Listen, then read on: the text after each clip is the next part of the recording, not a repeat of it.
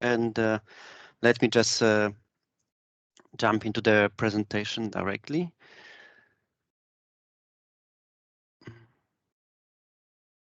So the topic, it's quite generic. Yes, challenges faced by the wind industry. So I will try to give at the very beginning an overview how the wind industry has been sort of developing since the very beginning, to give an understanding which areas would be the most challenging, and afterwards I would just focus on two specific areas, just to also make something more related with how to say our design and operational experience from projects. So let's firstly start about the power system transformation. I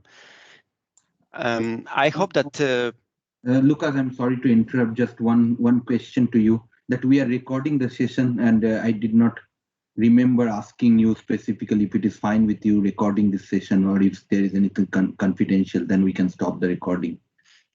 No, the recording is fine. Okay, thank you. Thank you. So let's jump, ladies and gentlemen, to power system transformation. From the very beginning, how did it go? So more than 100 years ago, basically a big jump in sort of electrification of sort of entire globe was introduced, and of course there was a discussion whether we should go towards AC or DC. And at the very beginning, you can see AC synchronous machines, they sort of took over. Therefore, the majority of the power system right now is driven by AC or by sort of synchronous frequency. But of course, that was sort of the conventional way of thinking about the power system. At that point of time, it was very innovative, but right now we consider this some kind of as conventional, meaning that relying on synchronous machines, synchronous generators, and having all the technology and pump storage, also relying on rotating machines.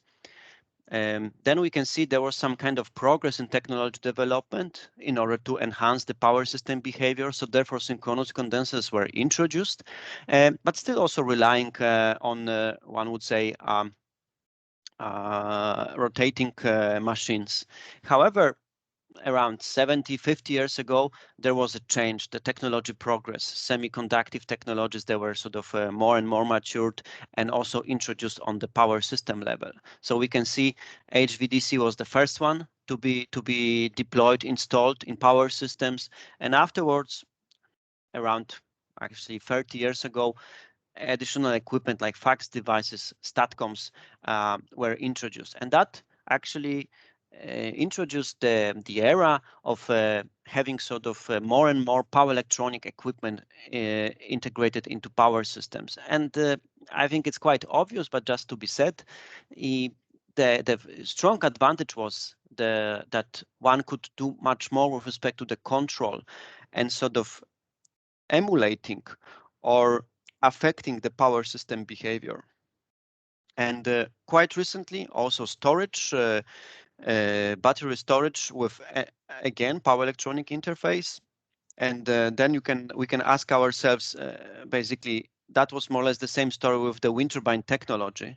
That firstly they were without power electronic interface, but at some point of time, let's say 10-15 years ago, it was just bread and butter, very common to use power electronic interfaces in wind turbines. And what does it mean? That those wind turbines, and they could basically try to reproduce or replace the way how sort of the conventional equipment is operating. So what we see is that maybe we would like to maintain the power system behavior as it is, but still having new technology, power electronic based, to mimic, to emulate the behavior of conventional synchronous generators. And therefore, virtual synchronous machine concept is being more and more sort of popular. And therefore, one could say that we would like to maintain the system behavior as it is. Of course, I think we also need to acknowledge that there will be some additional challenges with placing power electronics. So even if we try to mimic behavior of conventional generation, then it's just impossible. So therefore, we need to address the challenges related with this transformation from conventional to power electronic based power systems. Here, I would like to give you an example based on Ørsted. I didn't prepare really any slide about the company itself. Let's just focus on basically aspects related with the technology. So you can see actually the first offshore wind farm being deployed worldwide. It was by a company that is right now a part of Ørsted, so by Ørsted. More than you can see 30 years ago. It was actually decommissioned quite recently, because typically one would say that the time for those wind power plants to operate was 25 years. So therefore it was decommissioned quite recently. But you can see it was really about very small size in comparison to what we have right now. So we started from 5 megawatts. Then there was a big jump after 2000, when sort of bigger projects like Hornsreef 1 were introduced, when we talk about tens, hundreds of megawatts scale.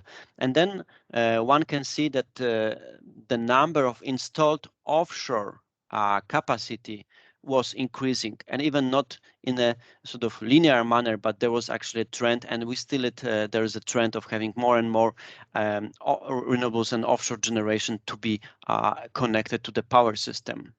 Then we have another project you can see of hundreds of megawatts over here, like Walney extension, and the biggest one which is operating at this point of time is Hornsea 1, which is 1.2 gigawatt commissioned last year. So we can see that the growth is happening. And let's say at that point of time, it was something new. Yes, it was something to maybe test, to check if it works, whether it works. At that point of time, when we had 100 megawatt, it was to contribute with power towards the customers, with electricity towards the customers, but still it was a marginal contribution from renewables. When we talk about multi-gigawatt scale generation, then we start to think in this way that those big wind power plants, they are a part of the power system. They just cannot be disconnected like that. They are basically very important part of the power system, especially that they also have their own transmission system, and the offshore transmission infrastructure is developing simultaneously. So right now we think about sort of on a power system level rather than only small generating units level. This slide is just to show the complexity of, let's say, state-of-the-art existing offshore wind power plants. So obvious things, we of course have wind turbines with a power electronic based grid interface. Afterwards, they are connected via medium voltage widespread array cable system, typically towards the offshore substation where the sort of transmission system starts. And then we have a part of the transmission system which is offshore, and then to be connected to onshore, because the majority of the customers, they are obviously onshore. And then onshore substation and the connection point to the grid, where basically the power is afterwards transmitted and distributed. And of course, all in all those things, because they are relying on power electronic interfaces, they need to fulfill some control functions. They need to have also the entire concept of controlling it. And then one could also see that the complexity of the infrastructure is quite extensive. And that is mainly because of multiple type of components, both passive like transformers and filters, reactors, cables, but also active like dynamic reactive power compensation plants, maybe active filters, active dampers, or wind turbines with virtual synchronous machine, energy storage. This is something that is more and more introduced as we speak in modern offshore wind power plants.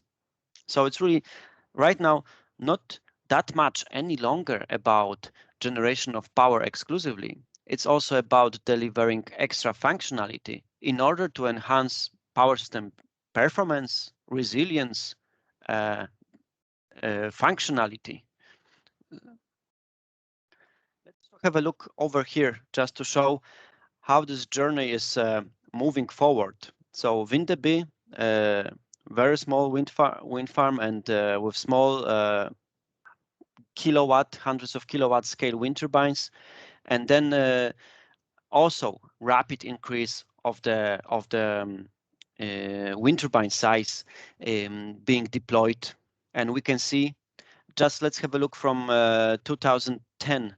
Basically, in 10 years, the size of the wind turbine doubled. So we can see that, and this trend is just moving forward. So it's really, we don't know what is the limit, but for sure, right now, wind turbines of 14 and 15 megawatts being introduced by wind turbine suppliers. So this trend is going to increase.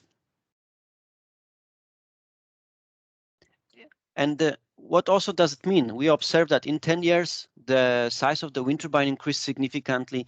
In 30 years, the size of wind power plants offshore tremendously increased, a lot. So how does it also work with respect to the, how to say it, economics? How does technology progress is also relevant with respect to what is important at the end of the day for the customers, for us, with respect to price of electricity. So what we can see, this is based on the estimates carried out by Ørsted, that in let's say 7 years, we were able to see the price drop by a factor of 3, which is super progress, I would say. I think that's quite natural to see from this, and that was also very important. Because in that case, offshore wind started to be competitive to conventional generation, like natural gas, coal, and also nuclear, and being sort of and competing together with other types of renewables, especially onshore. So that is also, I think, something to show that we have the trend to see that the power system transformation is happening as we speak, and it is transforming from conventional generation to power electronic based generation towards renewables. And that is going to be more and more pronounced in the coming years, which is, I think, exciting for both from the academia as well as the industry. And what does it mean? What the future most likely will bring to us? We see that there are predictions about 2050, that there is a sort of European ambition to reach net zero by 2050. And what does it mean? It means that definitely there is a need of having much more gigawatts being installed offshore, onshore, from wind, from solar. And we can see that renewables, they will have the major contribution in European Union. And we talk about the demand of 450 gigawatts of offshore wind by 2050. So a lot. One could say that Hornsea 1 of 1.2 gigawatt, okay, it is contributing to that, but definitely there is a long journey towards that. But it's not enough, of course, because we know about the stochastic nature of wind, about the variation of power supply from renewables. Therefore, there is a need to do something more. So, of course, there is also about the customers to have it maybe smarter, controlled, how the customers they do behave, but also to have some kind of this extra buffer, meaning, you know, this power 2x, meaning that the electricity from renewables, from wind, from sun, could be utilized also as, for instance, green hydrogen. And that is also what the future is going to bring. And what does it mean with respect to development of the on European level, the infrastructure? What is sort of maybe mapped or foreseen? So let's have a look. We see that it's not any longer to think about point to shore, let's say point-to-point connection of wind farms as it is done right now. There is also a need of thinking about some kind of offshore infrastructure to assure this sort of smooth transition and basically make the power system, future power system, relying on renewables. So therefore, we can see that Of course, cost reduction, very much yes. So when we have sort of multi-terminal connections, then we could optimize the capital expenditures and maybe some operational expenditures, fine. What else is that having some kind of hybrid setup, it creates maybe additional revenue streams, how to optimize the market and bring some attractive solutions from economic perspective. Then of course, having connections between markets, we can also, by means of that, redistribute the power depending where is the demand, and of course also assure that the cost of electricity is competitive. Then, of course, we acknowledge that the best wind is blowing far away from shore, yes? So therefore, having offshore infrastructure would allow to utilize even more power or energy from wind. Then, of course, logistics can be optimized. Also, the utilization of the equipment to build the infrastructure, and of course things related to sort of the management and expansion of that infrastructure, rather than sort of one wind farm or one generation unit to be developed and connected each time. Of course, this is illustrative, but this sort of can give a feeling that we are maybe going towards this hybrid setup where renewables, offshore wind is just an embedded part of the future power system, at least on this example in Europe. But I think this is a trend worldwide. We see in Asia Pacific region, in United States, that is also happening as we speak. Okay.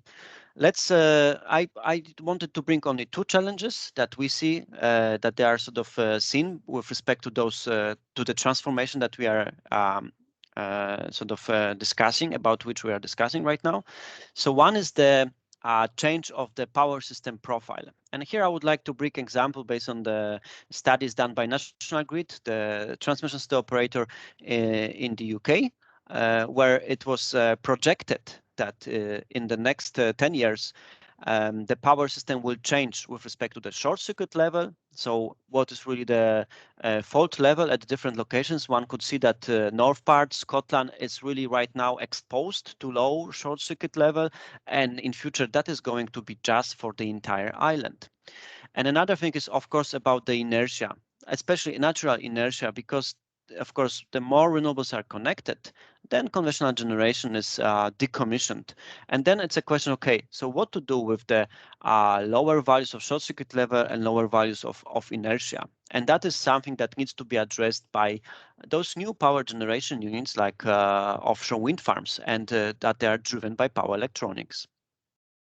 And then what we could think is that we could think about synthetic inertia. I think this is also a very relevant topic investigated by different academic units, and right now being more and more under how to say consideration by the industry.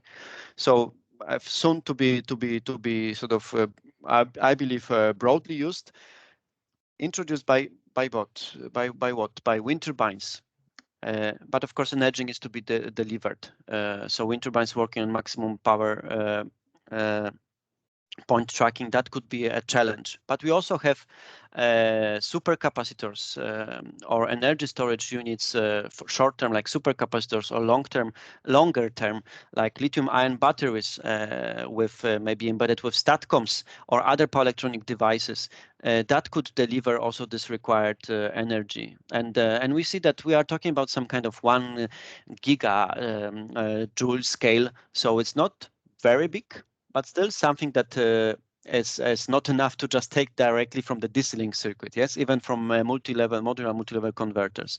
And okay, and what to do about fault in feed? So of course, the converters, power electronics, they don't like to be overheated that much.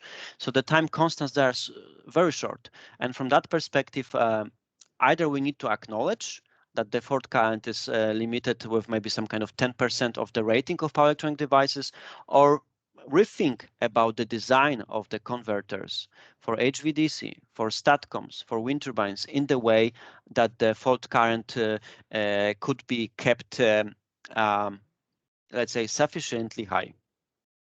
So this is one challenge about this transformation. Another challenge that I want to bring is about the power system resilience. So just imagine if we have a high level of power electronic based generation penetration, then of course we need to make sure that such kind of critical services as Blackstar can be delivered. Right now, so the Blackstar is delivered by conventional generation, and that's fine. But of course, we need to acknowledge that this is not going to happen all the time, acknowledging the transformation. And of course, blackouts, this is something that is happening here and there. I just bring this example. It's from that particular reference, so we don't have the latest blackouts, but we can see that even quite recently one could see quite prominent how to say outages causing lack of electricity towards the customers. And of course for Europe that's also very important because of this transformation. So we need to rethink how this Blackstar service could be delivered in the way that one thing is that to avoid prominent blackout, but another thing is that if there is a blackout, that we can restore the system as fast as possible. So then one could think, okay, how about Blackstar service from wind farms? And also potentially combined with energy storage, just to make sure that the quality of services is high.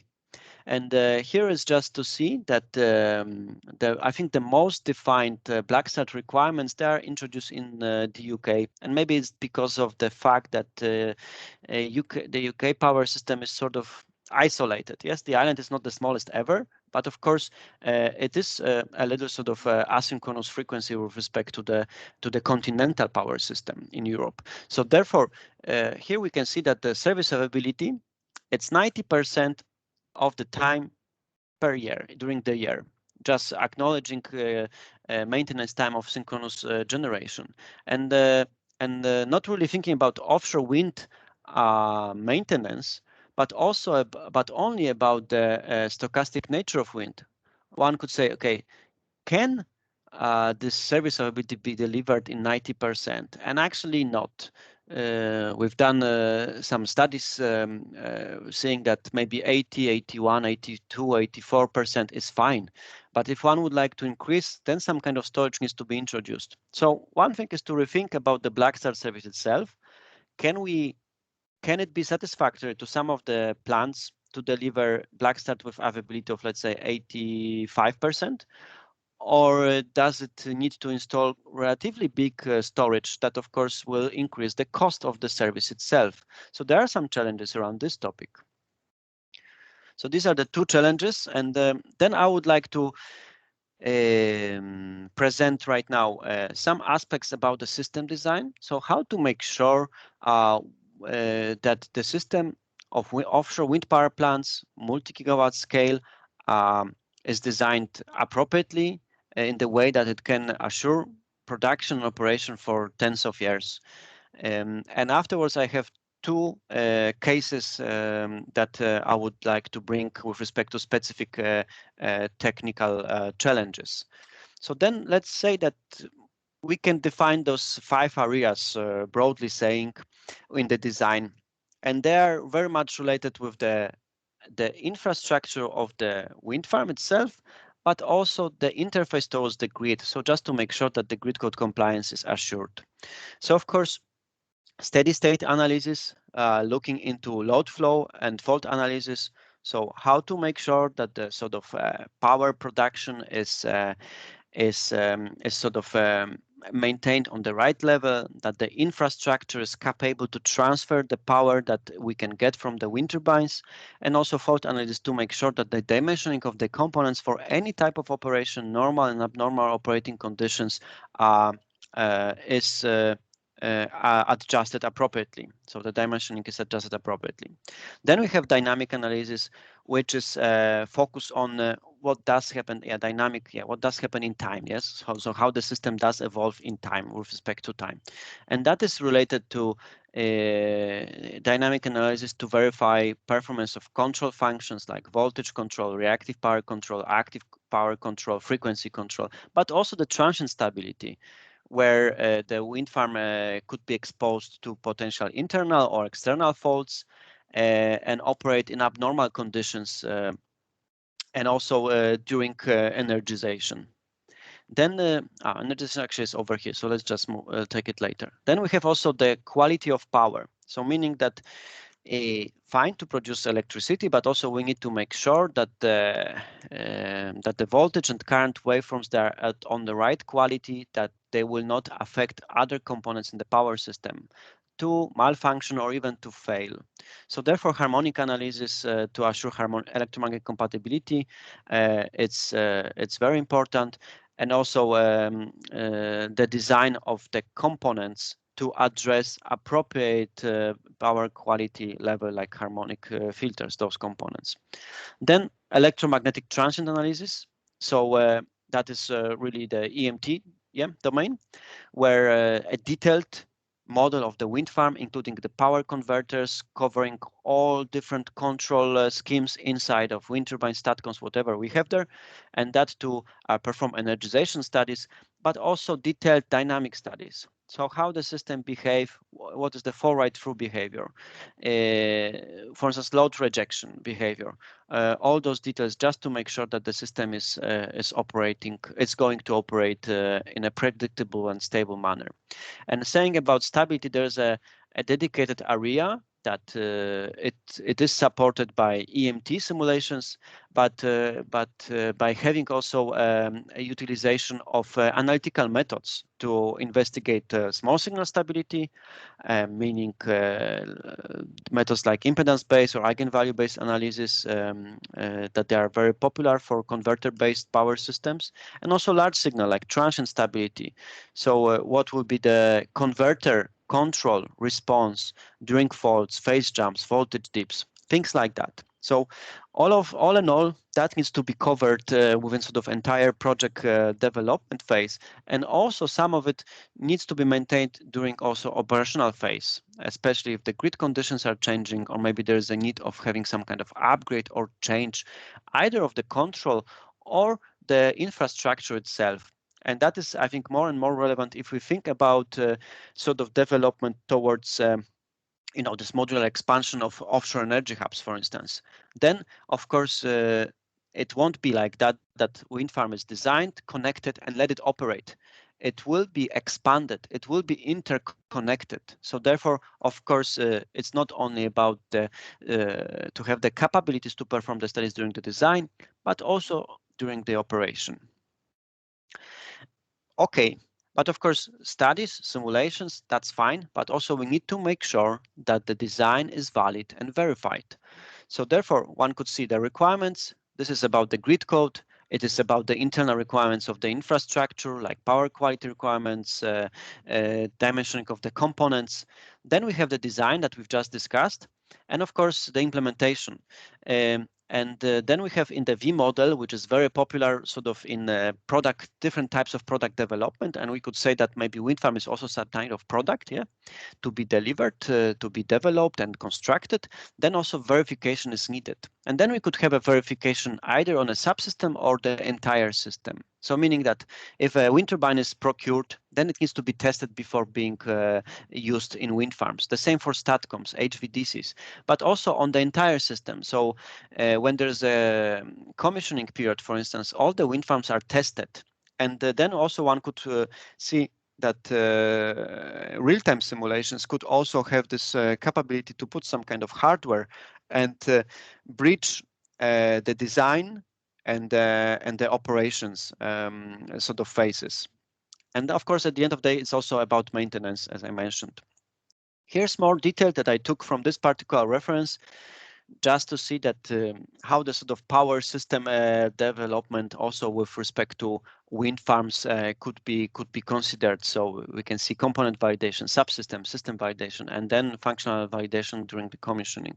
So a lot of details to make sure, especially if the complexity is increasing, that they are sort of carried out carefully in order to make sure that the quality of the solution is robust and can allow basically uninterrupted operation during the entire lifetime.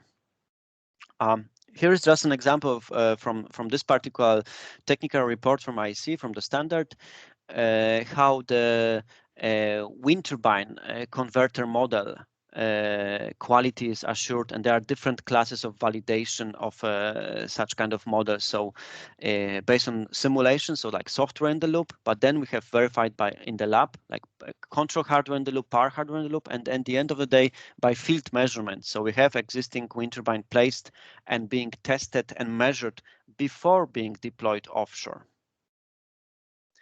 Okay, and then the last part for the presentation, I would like to focus on the two areas sort of mentioned from the very top. We had those this number of studies to be done. So I would like to focus on power quality and stability over here, which I think these are the most sort of dynamically maybe developing all together with electromagnetic transient simulations. Okay, but why to really focus on power quality? I have this nice example from Denmark, from Anholt project, that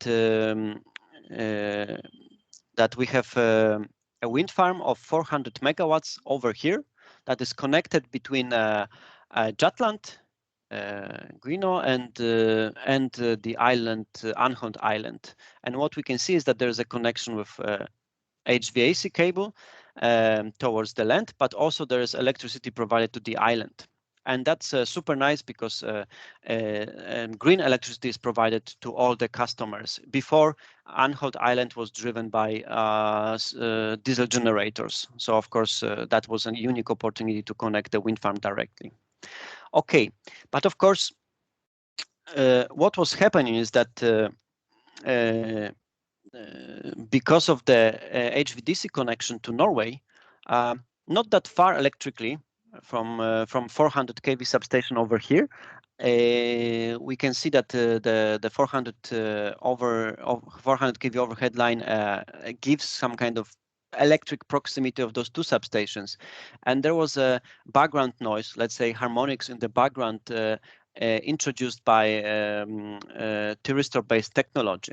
And because of the new infrastructure upgrade, because of the long HVAC cable and the wind farm itself, there was actually a prominent harmonic voltage distortion level seen within the infrastructure, and the harmonics actually flowing towards the wind farm, towards the island, which was not naturally for the customers.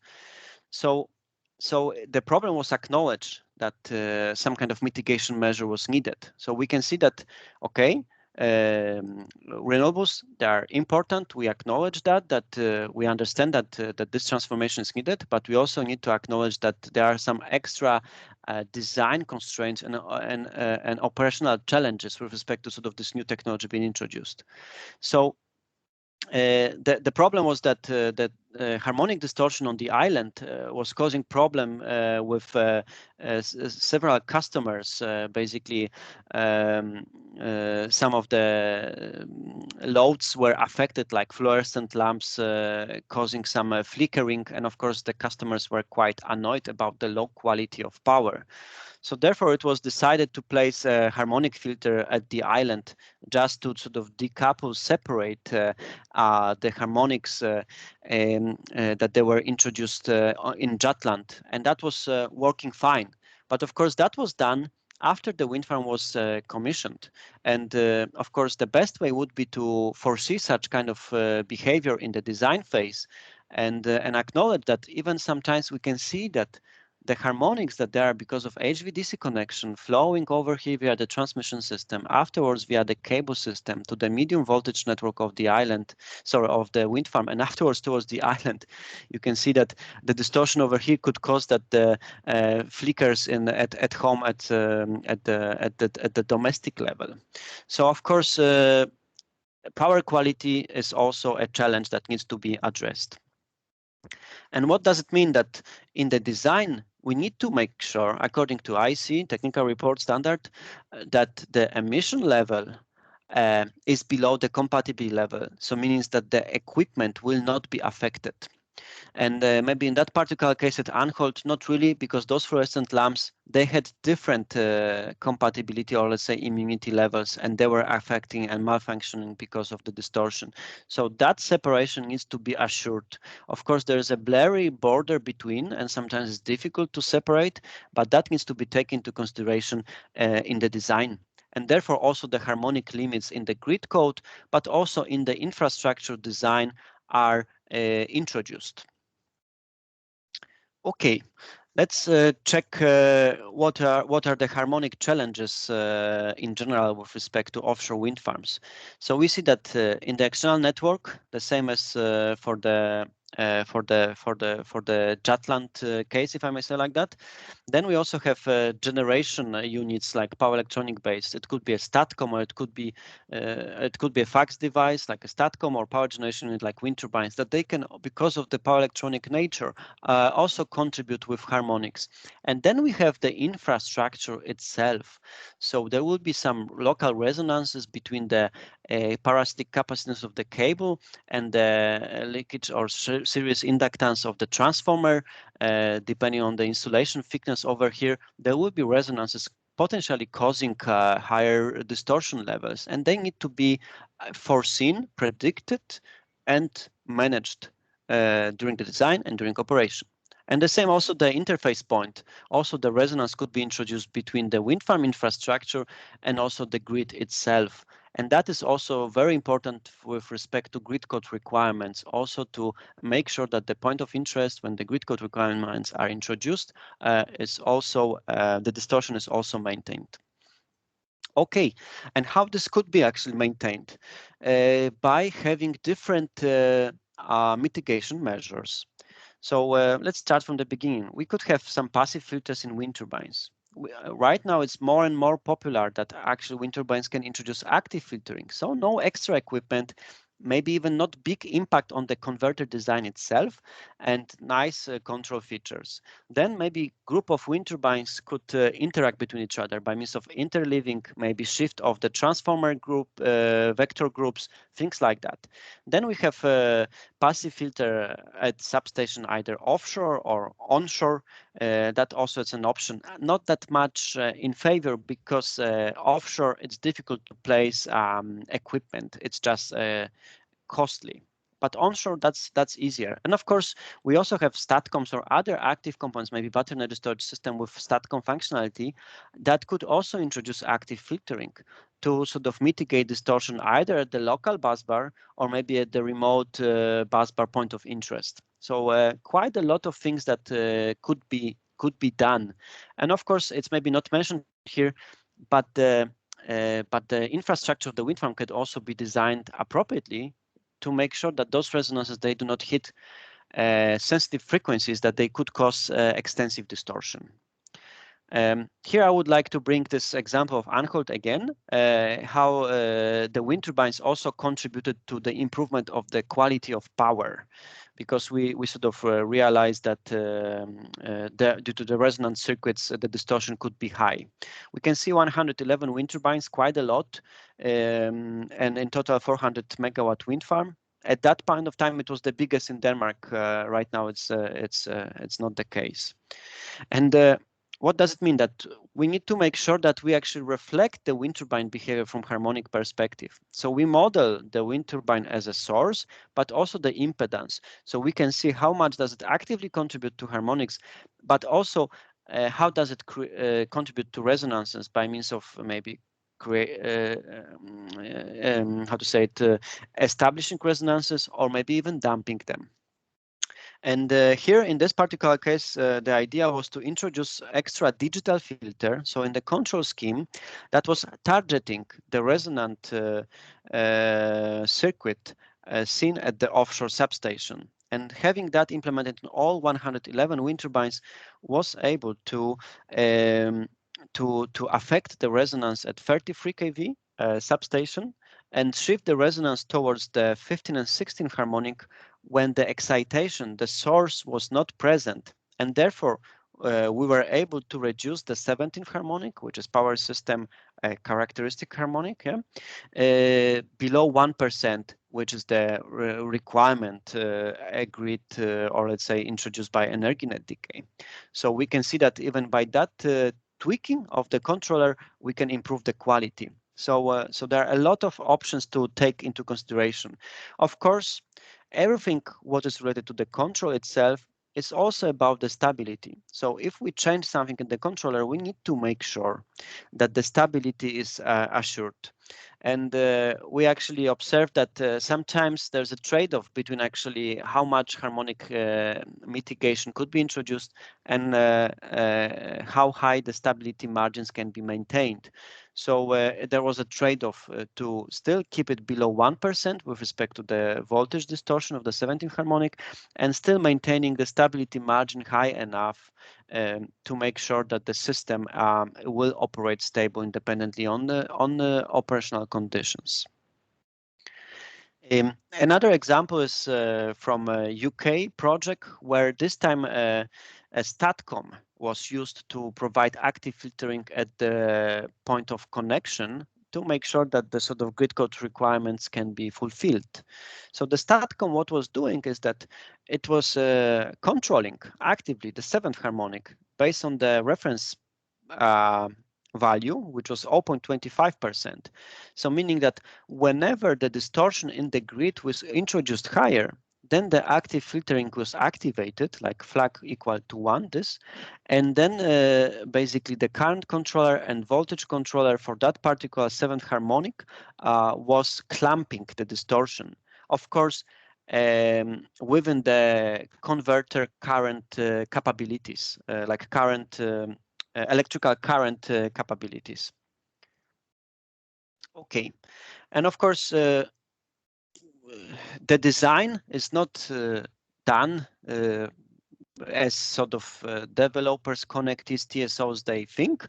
It's very much sort of supported by international standards when all the sort of relevant stakeholders in the wind power industry, but in general in power system level, they meet together, they discuss what should be the limits, how to define compatibility levels, how to sometimes perform studies, how to make sure what is the responsibility of the connectee and of the grid operator, and all those details. And fortunately, with respect to power quality, I think it's quite matured, but still, I think we need to say it's a moving target. So the more power electronics, the more renewables being introduced, we sometimes need to revise the standards. And the last area that I would like to present today is related with the stability. Which is, I think, less matured in comparison to power quality. There are not that many standards. I will bring it. I will talk about it slightly later.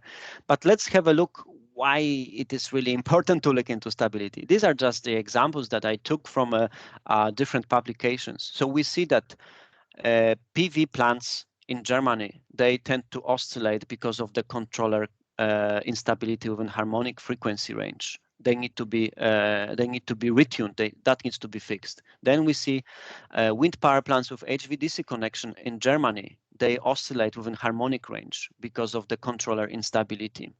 We see that type 3 wind turbines, together with series compensation in remote locations in China, they oscillate at lower frequency range this time. We see that type 4 wind turbines that are used basically offshore all around, they can oscillate because of connection to weak transmission, weak grids. And that is definitely all the challenges that they have been reported some years ago, not that long time ago, however, still very much relevant even today. And that just to show that there is a need of having focus on that and progressing. And again, it's a moving target, a little new technology, a little, changing transformation of power system, different infrastructure solutions. That is definitely very much important to take into consideration and be aware about those transformations, to foresee them and address in the system robust design, during the project development phase, but also robust operation during the maintenance phase. Here is just to show that it's not only about fundamental frequency. So it's not really about RMS simulations. It's about multi-timescale, multi-frequency stability challenge, meaning that every controller, wind turbine, STATCOM, HVDC, they have different control loops that they have different time constants introducing different dynamics. And of course, they could be relevant with a harmonic range, supersynchronous, subsynchronous. So what we can see is the, just saying again, wideband multi-frequency stability challenge. Based on the SIGRE working group, which is work in progress, there is a proposal how to investigate such kind of system to make sure that this malfunction or this instability and the oscillations, they would not appear. And then in majority of the cases seen until now in reality, in real life, the origin can be identified by performing small signal stability. So therefore, it is recommended to firstly perform small signal stability studies, not necessarily in frequency domain. It could be just analytical methods. It could be impedance-based. It could be eigenvalue-based, relying on state-space representation, but analytical approach to sort of have full understanding about the system behavior, and then validate that one in time domain by using sort of detailed EMT model. And if that works fine, then it's fine. Then we go ahead towards large signal transient stability. If not, then we propose mitigation measure and just close the loop over here until we success.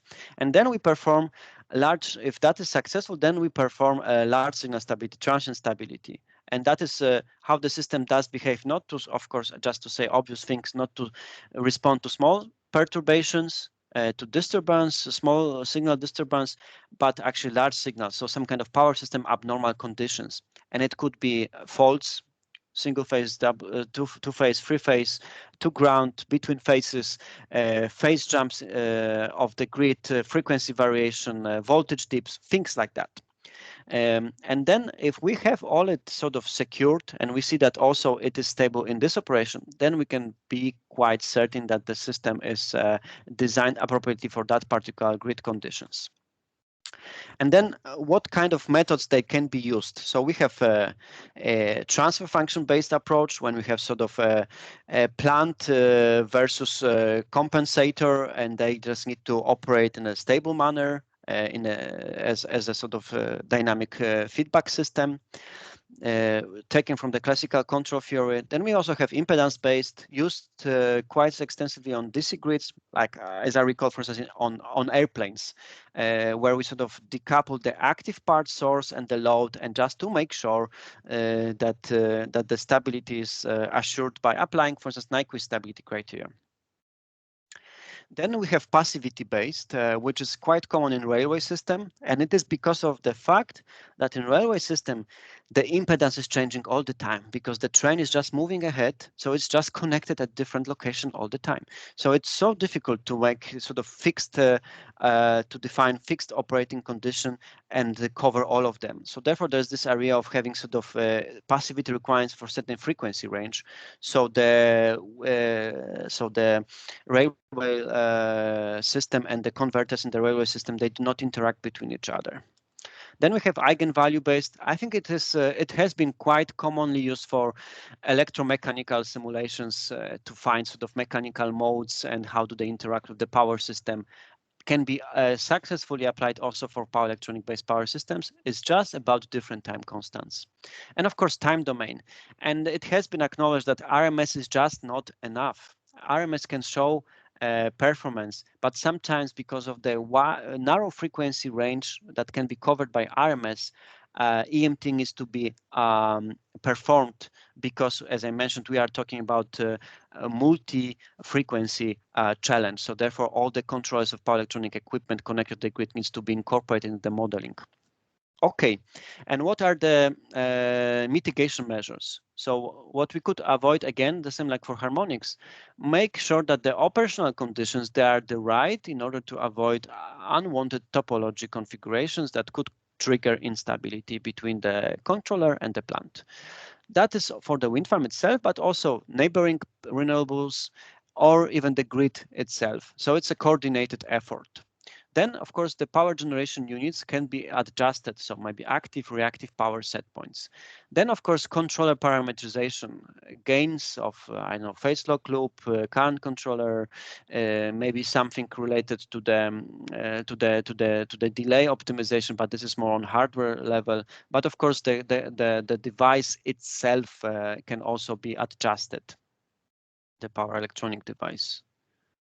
Then we have additional damping in the infrastructure by placing passive filter. This is for harmonic frequency range, and active damper. That is maybe for lower frequency range, but also for harmonic. And it could be either power electronic based device, but also it could be like a synchronous condenser.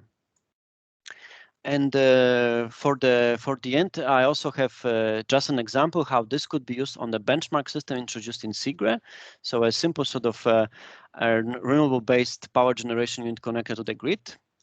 This is just a power generation unit control that will be available later this presentation, so one could look. And this is also presented in this paper.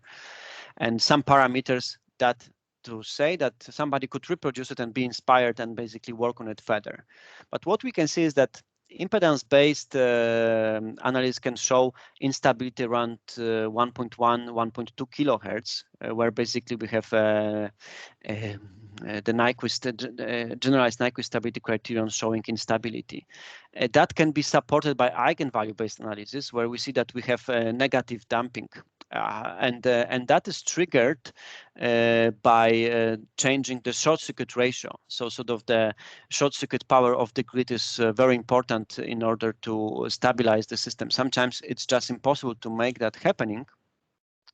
I'm sorry, something just happened. Okay.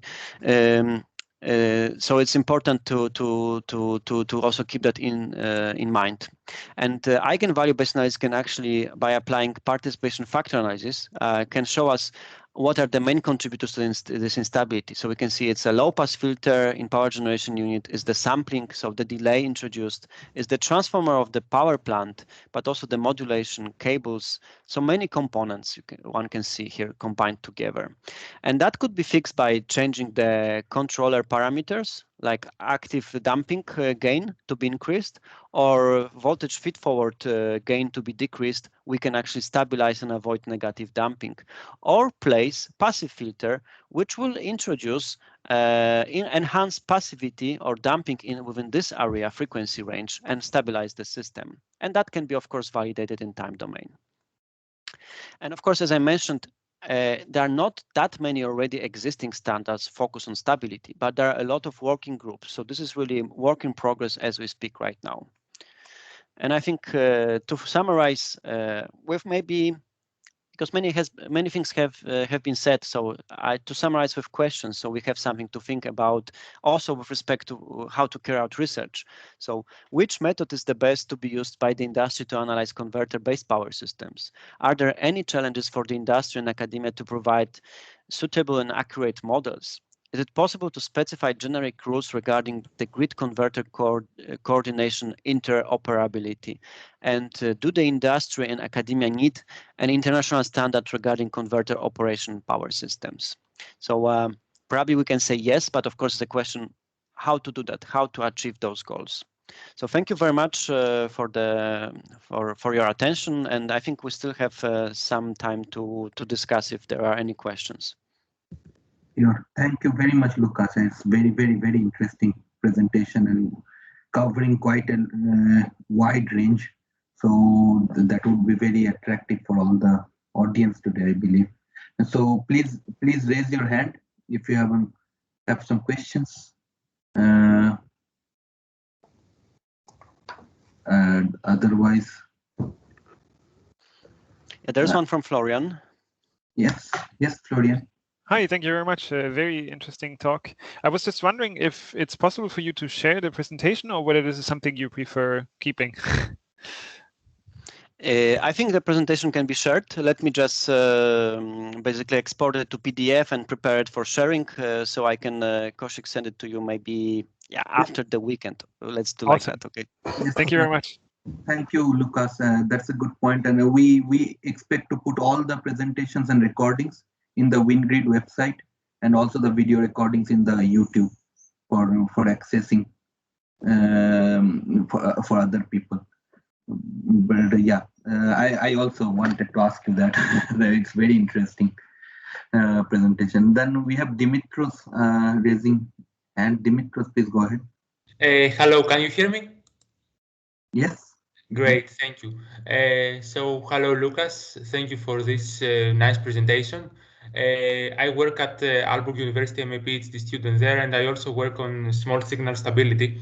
And I wanted to ask you a question regarding the methods you presented, and I wanted to ask you mainly what is the most accurate method. I mean, small eigenvalue-based analysis or impedance-based, which is the most accurate after doing the validation with the time domain simulation process, based on the results you have produced at Ørsted? This is my question, basically because I work on that stuff at the moment. Okay. No, I would say that they are all relying on those sort of linear time invariant systems. So meaning that if they are modeled correctly around certain operating conditions that are linearized appropriately, then I believe that, yeah, obviously impedance-based and eigenvalue-based can reflect the same behavior.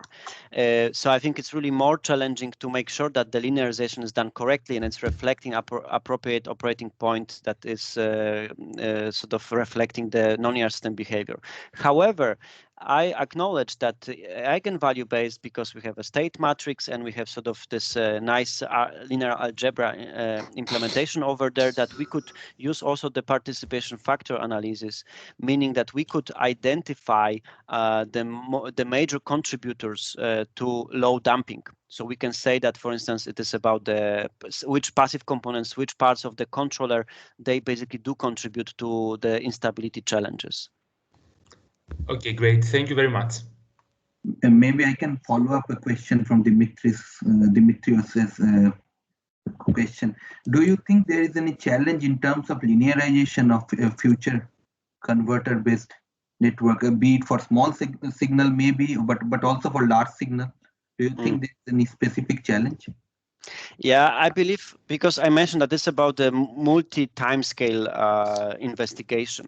So meaning that within some frequency ranges, that's quite straightforward to linearize, especially in harmonic range, when one could say it's the current controller in existing, at least technologies can be nicely linearized. But if we go, for instance, to some regions where we have multiple controllers interacting between each other, when it's maybe not any longer single input, single output system, where it's maybe more like multiple input, multiple output, where it is very much also set point dependent, where we have, PLL, maybe voltage controller, then this linearization can be achieved, but it's very much operating point sensitive. And then I think it's a challenge itself. And then if we have also MMC, where we have dynamics on the submodule level, then of course we also have couplings, and from that perspective, maybe more detailed investigation is needed, and try to identify where simplified sort of approach is still valid. So I think that is also work in progress.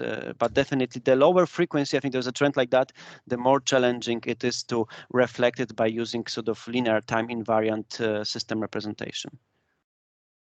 Thank you for that answer. I think that's what you also mentioned, that all this linearization are always dependent on the operating condition and initial condition, and especially with renewables, that's very hard to determine the operating conditions because of the uncertainties. That's also bringing challenge probably. But I see another question raising hand from Alabi.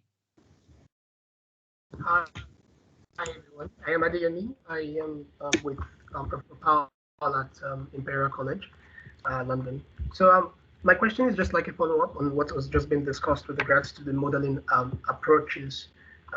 You mentioned that the other ones, impedance modeling and the small signal stability, all has to do with linearizing, right? About choosing the right operating points to linearize around. So I am thinking, have you used what are your thoughts about the data-driven approaches, to like go about this whole having to pick a specific operating point to linearize about and try to model the system about. What are your thoughts around data-driven approaches and methods like this N4 SID and some of it? There are a number of them actually out there now. What are your thoughts about them and their accuracy if you've used them before as compared to the methods that you've talked about now? Yeah, I think it would make sense to combine those two words together. Yes, so I think that because if it's data driven, it means that we are trying to observe something and conclude on something. Maybe and hopefully, if we have knowledge about the internal system behavior, so some kind of analytical expression, if it's with limitations, then I think it's a how to say it, more extensive picture. So I would say, and I also think the data-driven approach, I've seen some papers even done 15 years ago, but at that time it was really academic exercise. So in that case, I think it is emerging area, and I think there are a lot of let's call it data scientists, yes, that they are sort of more keen to look into it, and from that perspective, I think that there is a, how to say it, opportunity to explore it. However, I don't have really strong opinion whether this could be successful, because I haven't seen that to be used on an industrial basis. So meaning that if we are aiming towards sort of academic publications, sometimes the outcome could be adjusted in the way that we have satisfactory outcome. However, sometimes in the industry, we just need to handle all different conditions and to make sure that the methods that they are applied are robust enough. So I think from that perspective, this is perhaps a work in progress to see how it is emerging and how it is sort of supporting the methodology that I presented today, and that I see that is used on real life systems. All right. Thank you very much. Thank you, Lukasz. I think for the sake of time, I also have a few more questions, but let's stop here and hope to have this interaction again later at some point. And looking forward to get your presentations.